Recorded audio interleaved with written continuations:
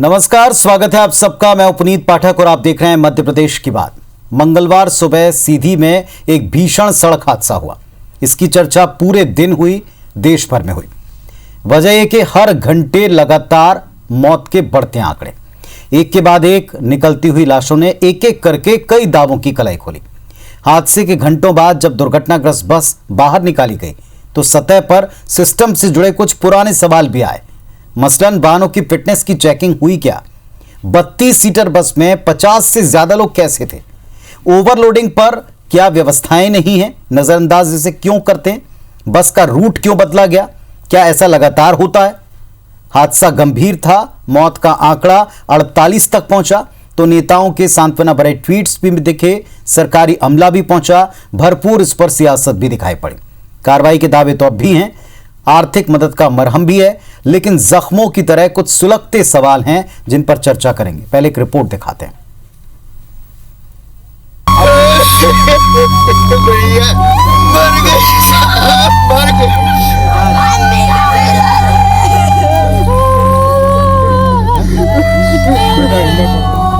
सुबह करीब 8:30 बजे बाणसागर नहर में गिरी बस। सुबह करीब 10 बजे रेस्क्यू ऑपरेशन शुरू। दोपहर करीब 2:30 बजे मौके पर पहुंची सरकार।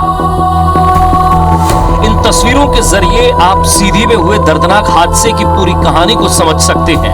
बाणसागर नहर के पानी में अनहोनी की एक कभी न भूलने वाली कहानी लिखी गई, जहां मातम और मौत का एक खौफनाक मंजर दिखा। एक नहीं, दो नहीं, 40 से ज्यादा परिवारों को गम में डुबो गया ये दर्दनाक हादसा। मर गए, मर गए।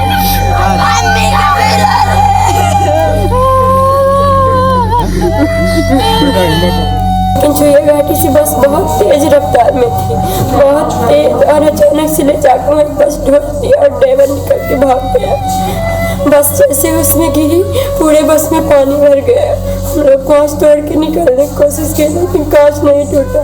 फिर हम कैसे बाहर आए? हम अपने भाई को भी निकालने की कोशिश की, आधी दूर तक निकाले अपने भाई को, लेकिन कहाँ छूट गया हमको नहीं पता। जी हाँ, सीधी के रामपुर नैकिन में हुए भीषण हादसे के बाद राजधानी भोपाल तक हड़कंप मच गया। सीएम शिवराज सिंह चौहान ने हादसे के बाद गृह प्रवेशम कार्यक्रम और कैबिनेट की बैठक स्थगित कर दी। वहीं राहत और बचाव कार्य तेज करने के जरूरी निर्देश दिए। इसके अलावा मृतकों के परिजनों को 5-5 लाख रुपए के मुआवजे की घोषणा की गई। इस दुखद घटना में, दुर्भाग्यपूर्ण घटना में, जो हमारे भाई बहन नहीं रहे, उनके परिवार को 5 लाख रुपए की तात्कालिक सहायता, राहत प्रदान की जाएगी। दुख की घड़ी में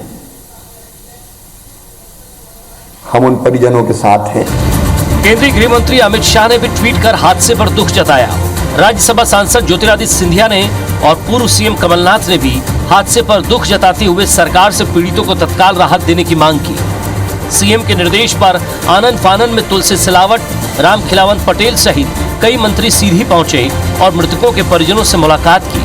पूर्व मंत्री कमलेश्वर पटेल भी घटना स्थल पर पहुंचे और प्रशासन को लापरवाही के लिए जिम्मेदार ठहराते हुए मृतकों के परिजनों के लिए मुआवजे की मांग की। संकट की घड़ी में हम पूरी सरकार उनके साथ खड़ी है। जो भी अभाव आएगा, जो तकलीफ आएगी, जो कठिनाई आएगी, उनका समाधान करने की सरकार पूरी कोशिश करेगी। आदेश दे दिए गए हैं, घटना के जांच के आदेश दिए हैं। जो भी जांच में दोषी पाया जाएगा वो सख्त सजा दी जाएगी।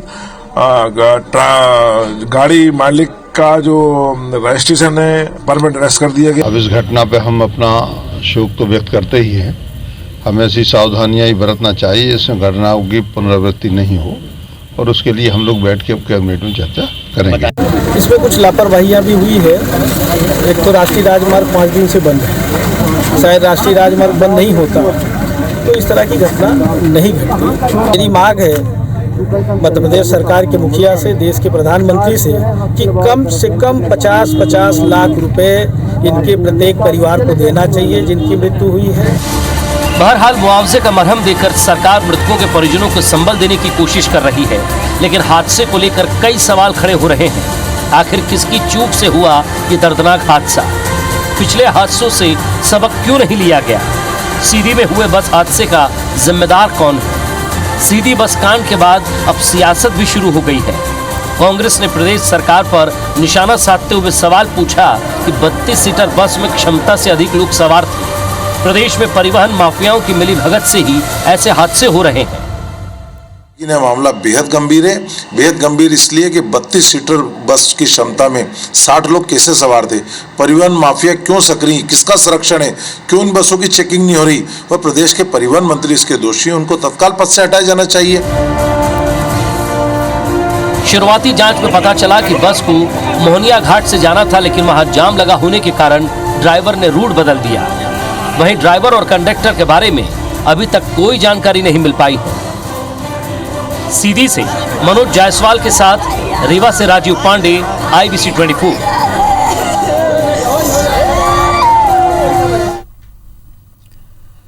और इस वक्त हमारे साथ में दो खास मेहमान जुड़े हुए हैं जिनसे हम इस विषय पर चर्चा करेंगे। जो सवाल इस हादसे के बाद सतह पर आए हैं, जो जख्म इस हादसे के बाद लोगों को मिले हैं, इससे जुड़े कुछ सवाल हैं जो पहले भी हादसों के बाद सामने आते रहे हैं। दावे होते हैं, वायदे होते हैं, मरहम भी लगता है मुआवजे का, लेकिन इसके बाद भी ये व्यवस्थाएं सुधरती नहीं या टेम्परेरी तौर पर कुछ सुधार के बाद फिर पुनः वही ढाक के तीन पात वाला हाल होता है। हमारे साथ शंकरलाल तिवारी जी हैं, भारतीय जनता पार्टी की तरफ से बात रखेंगे, और अवनीश बुंदेला जी हैं, कांग्रेस पार्टी की तरफ से पक्ष रखेंगे। शंकरलाल तिवारी जी, आपने राजनीति में लंबी पारी के साथ साथ इलाके और इलाके की समस्याओं पर भी लंबा सजीव अध्ययन किया है, आप लोगों के बीच रहे। हर बार हादसे में दिखता है कि ओवरलोड, ओवर स्पीड और इन पर नियंत्रण नहीं कर पाने में सिस्टम का फेल होना एक वजह होती है। आज आप लाख मुआवजा दे लें, लेकिन परिवारों को कैसे आप चुप कराएंगे जो बार बार पूछते हैं कि किसकी गलती से हादसा हुआ? बिल्कुल सच कह रहे हैं आप, मैं आपकी बात से इत्तेफाक करता हूं। बड़ी हृदय विदारक दुर्घटना है, और सर्वप्रथम कोई चर्चा करने के पहले मैं उन मृत आत्माओं को आपके चैनल के माध्यम से, अपनी सबकी ओर से मैं हृदय से श्रद्धांजलि अर्पित करता हूं, और उनके परिवार के लोगों को दुख सहन करने की ईश्वर शक्ति दे। आगे बात यह है कि ये दुर्घटना के बारे में उच्च स्तरीय जांच के निर्देश हो चुके हैं। हादसा हुआ है, और हादसा जो हुआ है उसमें कई बातें हैं जिनको आपने अभी कहा है कि ओवरलोड, फिर उसके बाद NH का जाम, NH के जाम के बाद जिस रूट से बस आनी चाहिए, बच्चों को चूंकि परीक्षा देना था, जो बताया जो लोग निकले हैं जीवित बचे हैं, उनकी जो बाइट आई है वो ये है कि बच्चे उसमें बैठे थे और जाम लगा था छुइया में, इसलिए ये हुआ कि उनके परीक्षा में सतना में बैठना था। बच्चे बहुत आग्रह कर रहे थे या दबाव बना रहे थे, और उस कारण बस मालिक इधर, बस चालक इधर से बस लेके आया। ये बस जबलानाथ परिहार ट्रेवल्स की थी, कमलेश्वर सिंह की। पटना के पास ये नहर में बस गिरी, बगवार रोड से आई, और इसमें निश्चित रूप से जो भी अधिकतम कार्रवाई होनी चाहिए वो हो। सरकार भी इस काम पे लगी है। अभी आपके चैनल में गोविंद सिंह जी का मैंने बयान पढ़ा, अमित शाह जी का ट्वीट है, ज्योतिरादित्य जी का ट्वीट है, प्रधानमंत्री जी के PMO ऑफिस से भी जानकारी है, वो भी संज्ञान उन्होंने भी लिया है। और मुख्यमंत्री जी ने आज सुबह से स्वयं के अपने सारे कार्यक्रम रद्द करके, कैबिनेट रद्द करके, आज अमित शाह जी को प्रदेश के अंदर 2 लाख मकान वर्चुअल देना था गरीबों को, ये सारे कार्यक्रम रद्द करके, और उन्होंने तुरंत वहां से 2 मंत्रियों को भेजा। वो स्पॉट पे पहुंचे, लोगों से मिले जुले, सांत्वना देने का काम ही बचा था वो उन्होंने किया। और जो वस्तुस्थित घटना के लिए दोषी तत्वों की है या दोषी बातों की है, उस पर कार्रवाई के लिए भी निर्देशित किया जा चुका है। निश्चित रूप से जो भी दोषी हैं उनको किसी को छोड़ा नहीं जाना चाहिए। पर इससे जरूरी बात जो आपने कही है, मैं उसे भी दोहराऊंगा अपनी ओर से ही, कि भविष्य में ये घटनाएं न हो, घटनाओं के बाद दंडित करना ये तो ठीक है, ये तो यूजुअल है, ये यूजुअल कोर्स की बात है। दंडित तो होंगे ही, उन्हें कोई बचा नहीं सकता। पर इसके बावजूद भविष्य में इस तरह की दुर्घटनाओं को कैसे रोका जाए और उसके लिए कितनी सख्ती की जरूरत है, यह भी सरकार की ओर से होना ही चाहिए और होगा भी, क्योंकि आए दिन हादसे किसी को बता के नहीं होते और हादसों में राजनीति का कोई, आज की जो घटना उसमें कुछ बोलने लायक स्थिति नहीं है। सच ये है, आपने आदेश दिया, मैं चैनल में बैठ गया। पर आज की जो दुर्घटना है जिसमें 47 लोग अभी तक मृत पाए गए हैं, 46 का पोस्टमार्टम हो चुका था, 47वें का हो गया होगा अब तक। 7 लोग जीवित बचे हैं। 7 लोग जो जीवित बचे उनको एक लड़की ने बचाया जो वहां पर थी, वो पानी में कूद गई नहर में, और 7 लोगों को अपनी जान जोखिम में डाल करके, शिव रानी लोधी उस बिटिया का नाम है, उसने बचाया। अन्यथा जो डूबे वो फिर डूब गए। इसमें से महिलाएं भी हैं, एक बच्चा भी है 1.5 वर्ष का, और इसलिए इतनी दुखद घटना है कि इसमें किसी तरह तिवारी जी आपने जितनी भी बातें की, आपने जिस तरह से बात को शुरू किया उसका बहुत आदर है, लेकिन मूल सवाल अभी भी वहीं का वहीं खड़ा हुआ है। ये सारी बातें आप भी स्वीकार करते हैं कि हादसे के बाद ये संजीदगी, ये सांत्वना, ये संवेदनशीलता, ये सब कुछ दिखाई पड़ती है और ये लाजमी है, ज़रूरी है। लेकिन वो चौकसी जिसके दावे होते हैं, वो चौकसी जिसको लेकर हम तमाम मीटिंग देखते हैं, वो चौकसी, अभी ये बहुत लंबा वक्त नहीं गुजरा है कि जब हम आधी कैपेसिटी से बस चलाने की बात कर रहे थे और यहाँ दोगुनी कैपेसिटी से लोग बैठे हुए थे। इतनी चीज़ें दिखाई ना पड़ना, और ऐसा अक्सर होता है। स्पीड बढ़ाने के लिए अगर यात्री कह रहे हैं तो क्या उनके दबाव में आप स्पीड इस तरह बढ़ाएंगे कि आप उनकी जान ले लेंगे?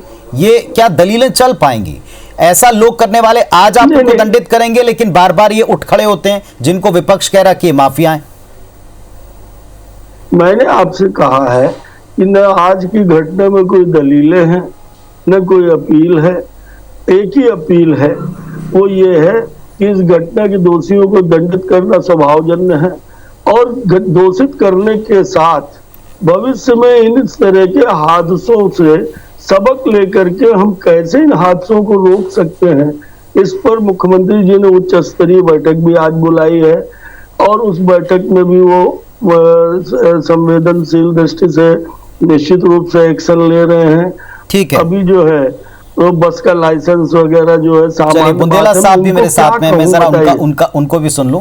अवनीश बुंदेला साहब, विपक्ष ने कहा कि परिवहन माफिया है जो लगातार काम करता है, क्यों कहना पड़ रहा है विपक्ष को ऐसा, क्या तर्क है?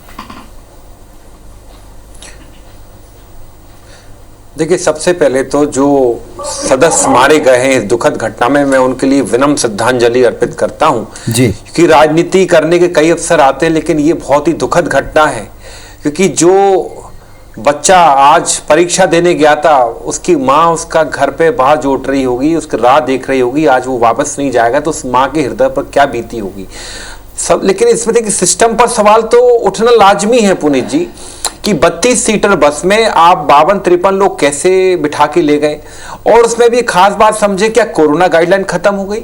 कोरोना गाइडलाइन जैसे अभी आपने भी जिक्र किया, हमने कहा आधी कैपेसिटी से बसें चलाओ। सबसे बड़ी बात कि क्या परिवहन विभाग की कोई जिम्मेदारी नहीं बनती? देखिए, मध्य प्रदेश की कानून व्यवस्था का और हर विभाग का यही हाल है पुनीत जी। ये बड़े आश्चर्य की बात है कि यहाँ के जितने महत्वपूर्ण मंत्रालय हैं, चाहे वो नरोत्तम मिश्रा जी का गृह मंत्रालय हो या इनका परिवहन विभाग हो, ये अपने विभाग को छोड़ के सारी चर्चाएं करते हैं। मतलब अगर मैं नरोत्तम मिश्रा जी की बात करूं तो अपनी कानून व्यवस्था को छोड़ के सारी बातें करते। रेत माफिया, निरंतर पुलिस वालों को पीटा जा रहा है, उनके खुद विधानसभा में उड़न दस्ते को पीटा जा रहा है, उसको छोड़ के सब बातें। यही हाल हमारे परिवहन मंत्री का है। कितनी शर्म की बात है कि इन्होंने कहा कि हमने अपने सारे कार्यक्रम आज स्थगित कर दी। नहीं साहब, हमारे पास बकायदा सबूत है। इस बात को आप भी जानते हैं कि अरविंद भदौरिया जी के निवास पर एक भोज आयोजित किया गया, जिसमें बकायदा परिवहन मंत्री जी शामिल हुए, गोविंद राजपूत जी। मेरे पास फोटो भी है, लेकिन बताना थोड़ा हल्कापन लगेगा कि बकायदा वहां पे उन्हें ठाके लगा के खूब भोजन का आनंद लिया हमारे परिवहन मंत्री जी ने। तो मेरा इस पे सवाल यह है पुनीत जी कि आपको याद होगा हमारे गृह मंत्री हुआ करते थे शिवराज पाटिल, जब दिल्ली में एक बार आतंकवादी हमले हुए तो उन्होंने 2 बार कपड़े बदल लिए थे। माननीय मनमोहन सिंह जी ने तुरंत उनका इस्तीफा लिया था यूपीए 1 में। आपने देखा होगा कि जब ताज पर हमला हुआ था तुरंत हमने मुख्यमंत्री पद से हटा दिया था विलासराव देशमुख जी को। तो क्या आज शिवराज जी कुछ ऐसी हिम्मत दिखाएंगे? क्योंकि गृह मंत्री जी का तो आप इस्तीफा ले नहीं पाए, जिस तरह से निरंतर मध्य प्रदेश में कानून व्यवस्था लचर होती जा रही है। कल की ही बात है, एक प्रेग्नेंट महिला के ऊपर एक, मैं सोचता हूं कि आप आज की घटना में दया करते और लाशों पर राजनीतिक रोटी न सेकते। नहीं, तो आपकी बड़ी कृपा होती। तिवारी जी, शुरू तो आपने ठीक से किया, पर अब ट्विस्ट करा रहे हो। तिवारी जी राजनीतिक ढंग से लाशों पर राजनीति नहीं करें। पुनीत जी, तिवारी जी आप तो बोलिए मत। अगर आपको दुख होता तो आप अभी डिबेट में नहीं बैठे होते, क्योंकि आपके सतना का मामला है जहां से आप 3 बार विधायक रहे हैं।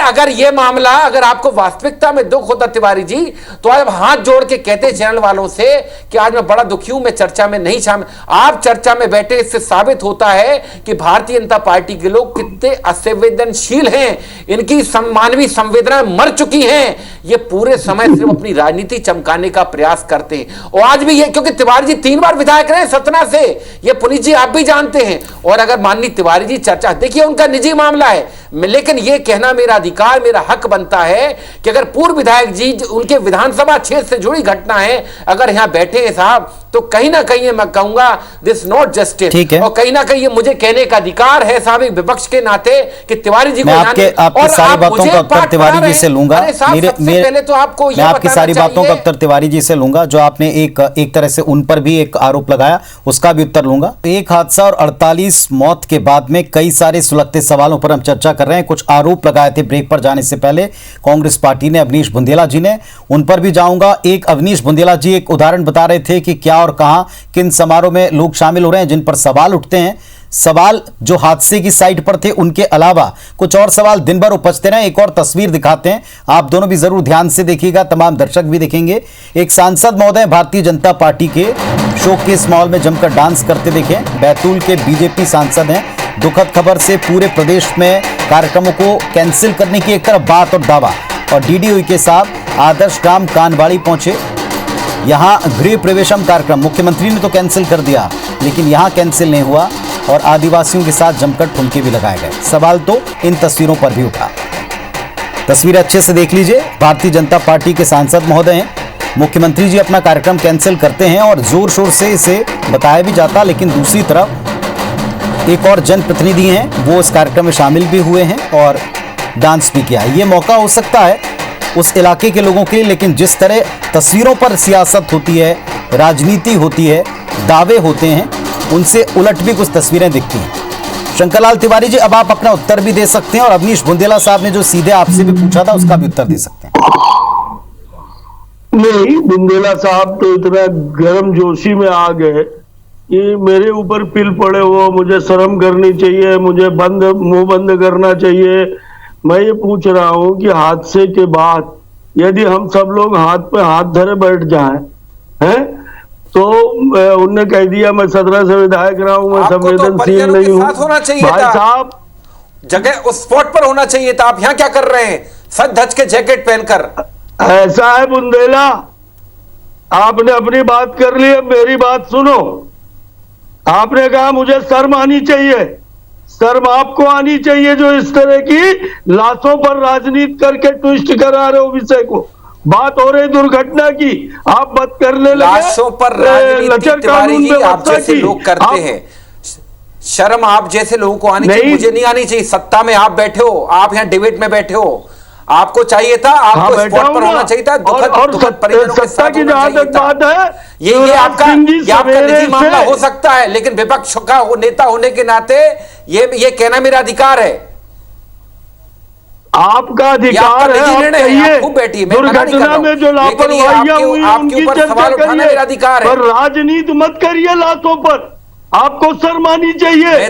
आपको लाशों पर तो फिर एक राजनीति काम नहीं करिए ना, करना चाहिए। परिवहन मंत्री का मैंने इस्तीफा अपने करवा पहले दीजिए। वक्तव्य में ही इस्तीफा पहली करवा वक्तव्य दीजिए में ही परिवहन, एक मैंने इस्तीफा कहा करवा दो। अंकल जी से, हमने शिवराज भाई साहब, पाटिल का आज तो इस्तीफा हिम्मत करवाया, नहीं थी बैठने हमने की। कितने इस्तीफे कराए यूपीए 1 यूपीए 2 में, याद कर लो। अश्विनी कुमार का इस्तीफा करवाया, पवन बंसल का इस्तीफा इतनी करवाया ट्रेन हमने। दुर्घटनाएं कांग्रेस हमने देखिए, तीन मैं नहीं मुख्यमंत्री फंसना बदल दिए चाहता महाराष्ट्र में। हूं। आपकी आप एक बकवास इस्तीफा करवा दो ये अगर हिम्मत है दुर्घटना तो। हृदय विदारक भाजपा में अगर है। और इस्तीफा इसमें अगर हिम्मत मुख्यमंत्री जी है, ने एक इस्तीफा करवा दो। आपके गृह मंत्री जी भी निरंतर बाइट देते मंत्री हैं। पहुंचे हैं। अरे तीनों साहब जिले के सुनिए, कलेक्टर, आप सतना, अपना रीवा, स्तर सीधी मत के गिराइए तिवारी कलेक्टर जी।